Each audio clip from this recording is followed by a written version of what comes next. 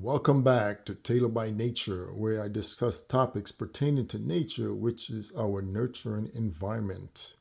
As customary, I will begin with a Bible verse, which today is Matthew 13, verse 39, which reads, "The enemy that soweth them is the devil, the harvest is the end of the world, and the reapers are the angels." Before I get into that particular verse, I'm going to continue with the topic of discussion today, and later on in the talk and stuff with discussion, we'll actually address this particular verse.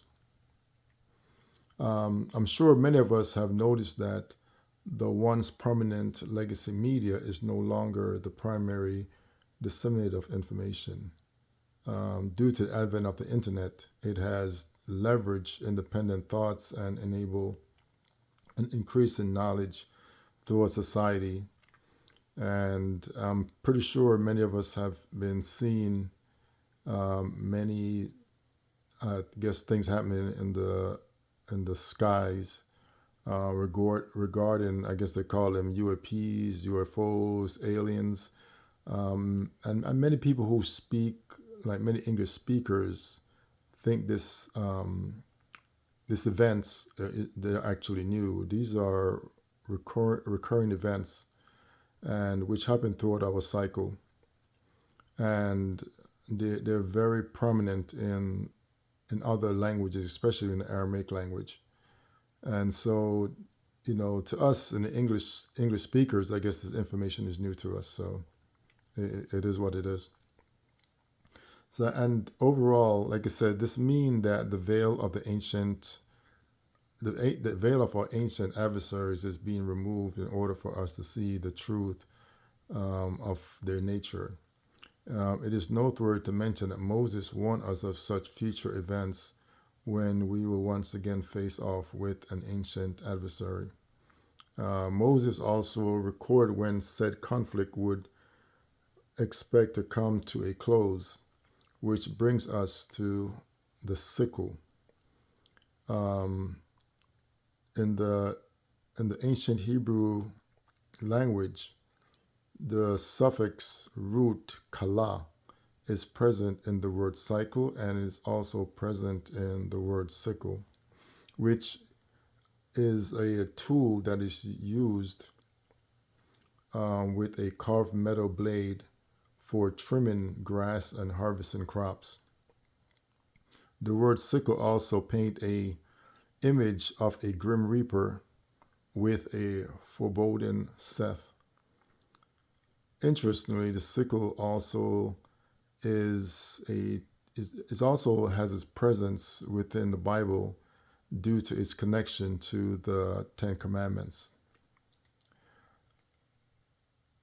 It also revealed the identity of an adversary that has reaped its way through history and into the modern era by wreaking havoc and bringing chaos as a means to conquer. By their mythology, they have committed many crimes and shed much blood.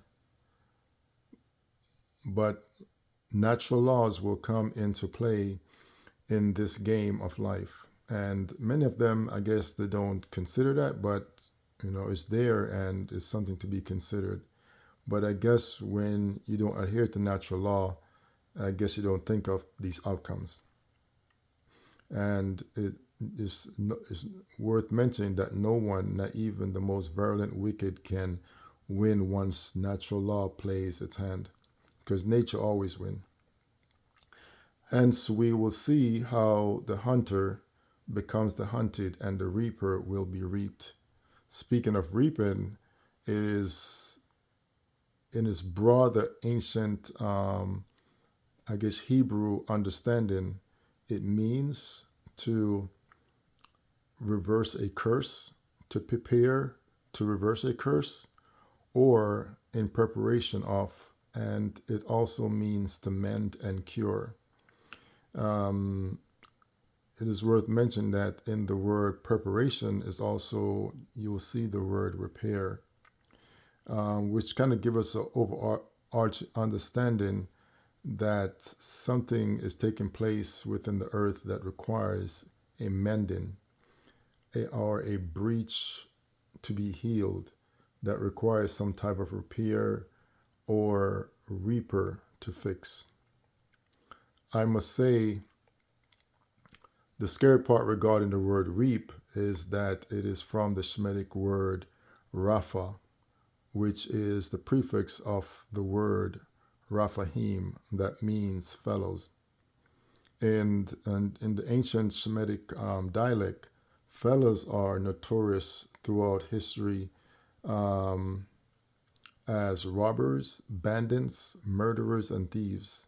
They are also the descendants of a band of crossbreeding criminals, also known as fallen angels in the translated Bible. Um, so now we're going to go back to Matthew 13, verse 39,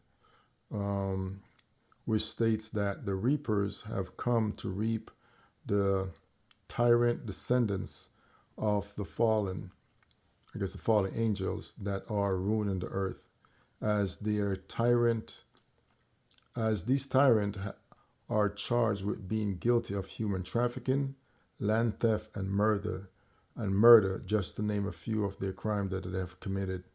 As it is written, because of their crime, the tyrants themselves will be reaped, because reaping is their modus operandi. Likewise, they will be scapegoated because committing criminal act against targets and then blaming others for their crime is their calling card, and they will be held accountable. Another verse that's actually shines some light in what we're talking about is Obadiah 1:15-16 said it best. For the day of the Creator is here for all the heathens, and as the heathens have done, it will be done to the heathens. Their reward will return upon their own heads. As we have been told, that we are judged by our actions, and it's imperative that we adhere to natural laws, because these natural laws are tied to consequences, and these consequences are tied to outcome, which could be positive or negative. So it behooves us to do positive things so we get positive outcome. I hope this particular presentation is edifying, and if you like it, please subscribe and share this message. Thank you.